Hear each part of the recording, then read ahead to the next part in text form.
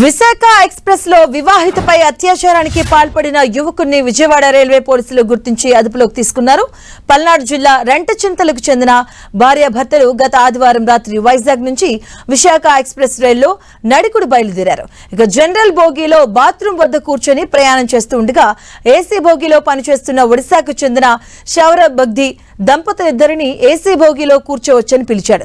ఇద్దరూ వెళ్లిన తర్వాత భర్త బాత్రూమ్ దగ్గర నిల్చొని ఉండగా భార్యను లోపలికి తీసుకెళ్లాడు. లోపలికి వెళ్లాక ఏసీ బోగీలోనే యువకుడు వివాహితపై అత్యాచారానికి పాల్పడ్డాడు. భర్తకు విషయం తెలియడంతో పోలీస్ స్టేషన్లో ఫిర్యాదు చేయగా పోలీసులు నిందితుడిని అదుపులోకి తీసుకున్నారు. అలాగే మరోవైపు ఈ అత్యాచార ఘటనపై రాష్ట్ర మహిళా కమిషన్ చైర్పర్సన్ రాయపాటి శైలజ ఆరా తీశారు. బాధిత మహిళతో ఫోన్లో మాట్లాడి వివరాలు తెలుసుకున్నారు. నిందితుడిని శిక్ష పడేలా చేస్తామని హామీ ఇచ్చారు.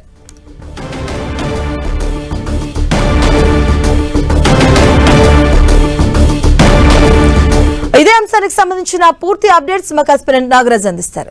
నాగరాజ్, మాధవి నిన్న విశాఖ ఎక్స్ప్రెస్ అత్యాచారమైనటువంటి నిందితుడు ఎవరైతే ఉన్నాడో అతన్ని విజయవాడ పోలీసులు కూడా అరెస్ట్ చేశారు.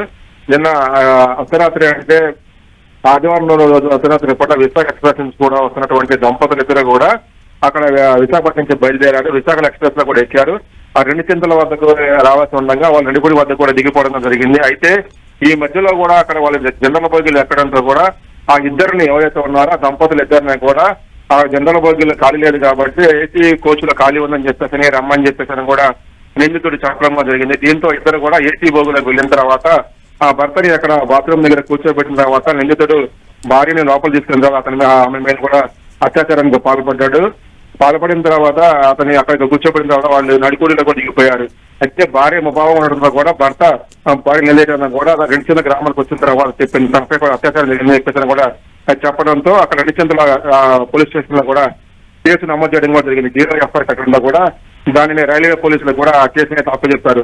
ఈ క్రమంలో కూడా నిన్న ఆ విజయవాడ పోలీసులు కూడా అతన్ని ఆ ఏసీ బాయ్లో పనిచేస్తున్నటువంటి ఒడిశా చెందినటువంటి షౌరబ్ బగ్దిగా కూడా అతన్ని గుర్తించారు. దీనిలో అతన్ని ఎటకాలకైతే మాత్రం అరెస్ట్ చేయడం కూడా జరిగింది. అయితే ఈ క్రమం మొత్తం కూడా ఏసీ కోచ్ లోకి వెళ్ళి రావడం జరిగిందని చెప్పేసి కూడా బాధితురాలు చెప్పడం కూడా జరిగింది. Madhavi, right, thank you Nagaraj.